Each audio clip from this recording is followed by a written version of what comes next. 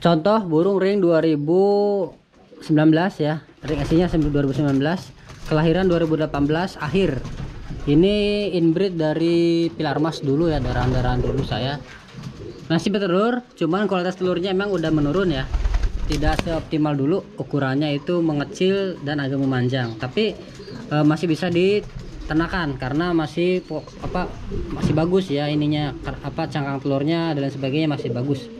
Nah cuman ini retak ya, saya tambal sedikit. Ini agak tipis nih, yang keduanya itu bagus, tebel.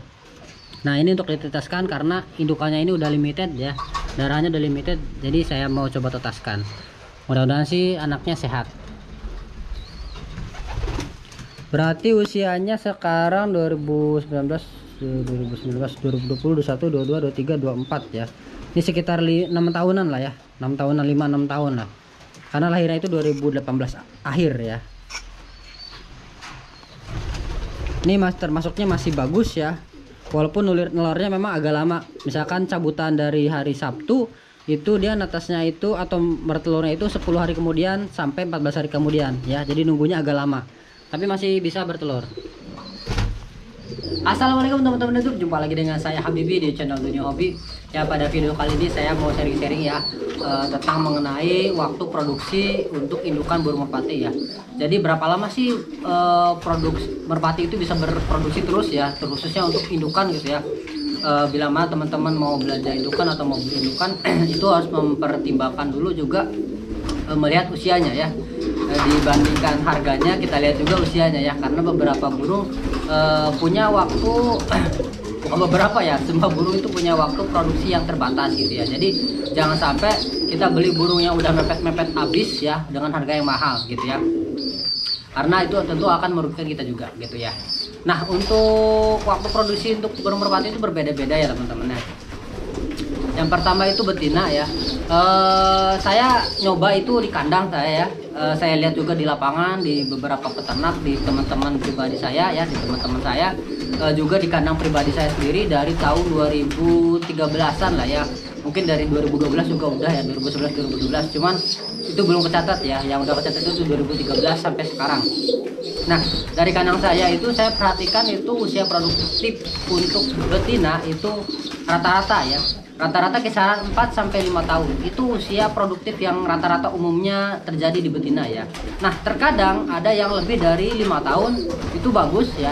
Dan ada kurang yang dari 5 tahun. Itu banyak faktor ya, mulai dari kesehatan, genetik, rawatan dan sebagainya. Tapi yang sering saya temukan yaitu 4 sampai 5 tahun. Itu yang umumnya gitu ya. Nah, kalau rawatannya bagus bisa lebih dari 5 tahun. Ya, mungkin yang lebih dari 5 tahun ini enggak selalu ngisi atau enggak rutin ya telurnya. Itu bisa kadang ngisinya sebulan sekali, 2 bulan sekali dan sebagainya. Udah mulai berkurang ya itunya produktivitasnya. Nah untuk jantan itu 2 kali lipatnya teman-teman ya, yaitu kisaran antara 8 sampai 10 tahun ya usia produktif untuk jantan, rata-rata sekitar segitu yang saya temukan. Nah cuman untuk jantan itu rata-rata yang di bawah 8 tahun itu seringnya ya banyak faktor, terutama itu pemberian doping steroid yang berlebihan. Nah itu biasanya sering terjadi ya, efek doping yang berlebih, efek jambu yang berlebih, sakit, cedera dan sebagainya itu bisa mengurangi waktu produksi ya.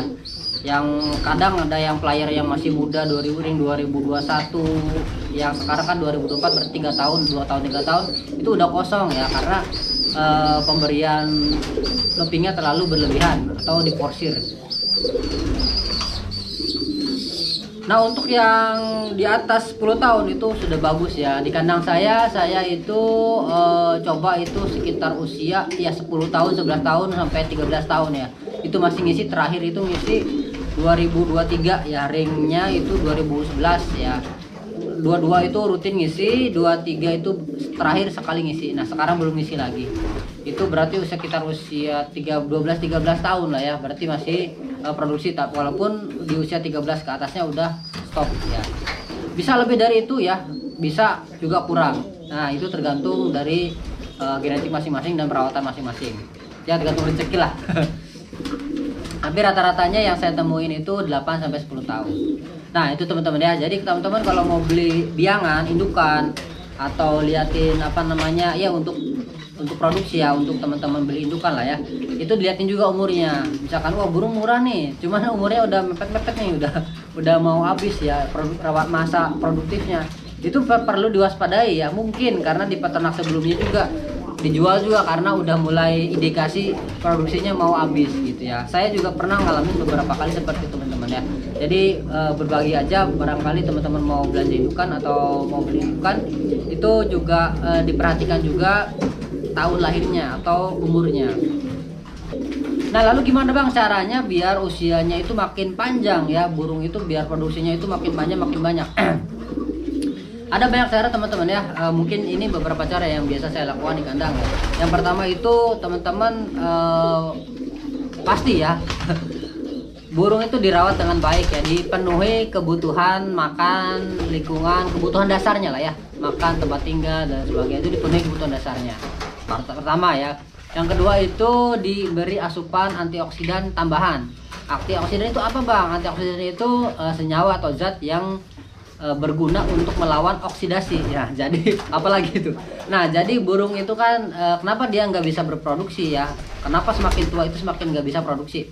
Yang pertama itu karena oksidasi. Jadi si tumbuh itu kan ibarat pabrik lah ya. Dia itu penghasil telur ya, pabrik penghasil telur. Nah semakin lama itu tubuh itu akan tua atau teroksidasi. Semakin tua dan fungsinya itu semakin menurun lama-kelamaan karena sel-selnya itu rusak akibat oksidasi. Nah karena itu kita butuh antioksidan untuk meminimalisir oksidasinya, maksudnya buat menekan oksidasinya biar nggak terlalu parah ya, biar nggak terlalu cepat ya. Pasti ya semua makhluk itu akan tua, akan mati, tapi kalau dikasih antioksidan itu kita minimal usahanya itu untuk meminimalisir, mempercepat oksidasinya gitu ya. Jadi biar tambah awet muda lah ibaratnya. Apa aja sumber antioksidan bang? Banyak ya. Yang alami itu seperti daun kelor ya. Saya biasanya dikasih ke burung-burung itu dikasih aja di kandang. Nanti dipatokin sendiri. Bisa juga dengan minyak-minyakan sehat ya. Saya jual produknya Profil dan Oil di online shop saya ada. Atau bisa juga dengan Nature E, Fit E, FRE, atau pengen pakai produk luar seperti Verti Oil dan sebagainya. Sumber vitamin E itu ya antioksidan ya. Atau kalau pengen hemat atau pengen bang susah bang nyarinya, pakai minyak goreng yang belum digoreng ya, minyak goreng mentah ya. Itu bisa juga dicampur ke makanannya. Itu bisa menambah vitamin E atau untuk menambah asupan ya untuk antioksidannya. Gitu ya. Atau pengen lengkap cari aja di Google ya, sumbernya banyak, silakan. Yang ketiga itu burung rajin gerak ya. Burung rajin gerak. Kenapa burung yang rajin gerak itu makin produksinya itu makin panjang dan makin meningkat? Karena otot-otot rahim, otot uterus dan lain sebagainya ya, uretra atau apa sih namanya ya, ovidak ya, ovidaknya itu dia makin kuat ya. Jadi kalau ibaratnya rahim itu dia makin kuat untuk mencengkram telur, kuat untuk pembentukan telur, kuat untuk mendorong telur keluar ya. Jadi telur itu bisa terbentuk dengan baik ya kalau otot-ototnya bagus atau sehat. Nah burung yang jarang gerak biasanya di kandang terus ya, itu akan mempercepat ovidak atau jalur si telur, itu jalur telur ya. Jadi kan dari kloaka atau dari pantat ya itu ada jalur ya. Nah itu ovidak namanya. Itu seperti usus lah ya. Nah semakin burung itu semakin tua, itu si ovidak itu akan semakin panjang teman-teman ya. Makin panjang, makin tua makin panjang. Makanya ditambah kalau burung jarang gerak itu makin cepat lagi panjangnya. Nah ciri-cirinya kalau ovidak udah panjang itu dia akan menggembung di bagian bawahnya ya, seperti ini. Mana sini? Ini bukan contoh sih ya, bukan contoh, cuman posisinya itu di sini nih. Nah ini biasanya akan menggembung, terutama saat dia akan bertelur itu akan menggembung di sini. Kalau udah usia tua ya, kurang lebih udah 5 tahun ke atas ya, biasanya di sini agak menggembung. Dan itu biasanya burung akan sulit untuk membentuk telur ya. Yang pertama sperma itu sulit masuk karena jalurnya itu makin panjang dari kloaka ke telurnya ya. Itu akan semakin panjang. Jadi sperma itu mati di tengah jalan. Yang kedua itu telur itu keluarnya susah ya. Jadi karena jalannya makin panjang dan makin berliuk-liuk. Nah, jadi sel pembentukan telur gagal. Nah, itu seperti itu ya. Jadi makin tua itu makin panjang. Nah, kalau burung dan yang sering gerak, yang sering terbang ya, berjemur dan sebagainya, itu mengencangkan otot-otot di sekitar organ reproduksinya. Jadi burung makin panjang lagi usia untuk reproduksinya. Nah, yang keempat itu diatur ya, ritme atau diatur intensitas atau durasi pengambilan telurnya. Biasanya burung yang jarang diambil telurnya atau siklusnya normal itu kan kadangnya sebulan sekali itu dia baru bertelur ya. Pokoknya antara 2 sampai 3 bulan itu dia baru bertelur 1 sampai 2 kali ya. Jadi siklusnya itu lebih rendah. Nah, kalau burung-burung yang diternak atau terutama di peternakan-peternakan merpati balap, merpati kolong dan sebagainya, itu diambilnya kan seminggu sekali ya. Jadi setiap giringan diambil. Jadi sekitar sebulan itu 2 kali. Nah, itu akan lebih cepat intensitas pengambilan telurnya. Maka akan semakin cepat juga burung menurun reproduksinya. Maksudnya ya, produksinya akan menurun karena dia makin sering atau makin intens diambil. Nah, untuk mencegah itu teman-teman, yang pertama itu diatur waktu istirahatnya. Jadi burung itu perlu istirahat dalam jangka waktu tertentu. Kalau saya pribadi itu seringnya itu saya istirahatkan ada 2 cara ya. Ada istirahat panjang, ada istirahat pendek. Kalau istirahat panjang itu saya mabung. Mabung itu full istirahat dari lar 5 sampai bulu ambrol sampai ekor tumbuh. Jadi lar 5 itu saya cabut ekor, saya umbar, biarkan di kandang umbaran ya. Biar dia terbang-terbang dan sebagainya sampai bulu ekornya tumbuh rapi, itu saya ternak lagi. Yang kedua itu istirahat pendek. Istirahat pendek itu jadi ngeramnya itu sebulan itu diambilnya cuma sekali ya. Jadi biarkan dia ngeram panjang sampai telurnya ditinggal. Nah, dia baru jodoh lagi tuh, Pak, kawin lagi. Nah, baru telurnya diambil. Itu istirahat pendek ya. Tergantung situasi dan kondisi ya. Tapi yang jelas burung perlu istirahat, apalagi kalau diambil telurnya terus-menerusan ya, dibabuin dan sebagainya. Tapi kalau untuk yang alami diumbar semakin semakin lama ya diumbar dan sebagainya ya, itu akan semakin lama, semakin panjang dia waktu produksinya. Cuman kelemahannya ya waktu kuantitas produksinya tuh makin menurun ya. Jadi ibaratnya ya kalau saya pribadi sih sama aja, mungkin ya dalam 4 sampai 5 tahun kita bisa menghasilkan berapa anakan gitu ya. Yang produksinya panjang, yang betinanya yang diumbar, yang alami ya, mungkin dia 8 tahun produksinya juga sama yang 4 tahun ya, karena intensitas diambil anaknya itu sama. Yang kelima itu perlu juga tambahan nutrisi atau tambahan mineral yang cukup ya. Mineral dari mana, Bang? Grit ya, grit atau bisa juga pakai kalek atau bisa juga dengan pak suplemen tulang. Nah, ini saya tergantung kondisi ya. Kalau grit itu wajib, setiap kandang itu pasti ada gritnya.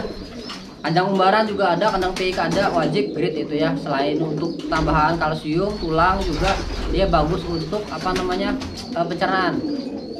Lalu untuk kalek itu untuk burung yang masih muda tapi udah berkurang kualitas cangkang telurnya, itu tipis dan sebagainya, itu bisa dikasih. Atau pengen yang bagus itu pakai suplemen tulang, terutama suplemen tulang pada ibu hamil ya, seperti saya nggak promo ya, cuman kalau mau mereknya itu kayak Blackmores ya, atau D3 ya, Blackmores yang kalsimak ya, atau D3 atau dan sebagainya. Itu yang lumayan mahal, cuman hasilnya itu cukup bagus yang saya rasakan gitu ya. Itu ya teman-teman ya, siasat atau cara-cara gimana agar produksinya itu makin panjang dan makin bagus ya. Tapi rata-rata ya itu yang saya sebutkan tadi, sekitar 4 sampai 5 tahun untuk betina, 8 sampai 10 tahun untuk jantan. Dengan catatan ya, yang betina tadi itu rutin dibabukan ya, maksudnya telurnya itu diambil sebulan itu 2 kali. Jantan juga sama ya, sebulan 2 kali. Oke teman-teman ya, gitu aja. Semoga bermanfaat. Sampai jumpa lagi di video-video selanjutnya. Wassalamualaikum, dadah.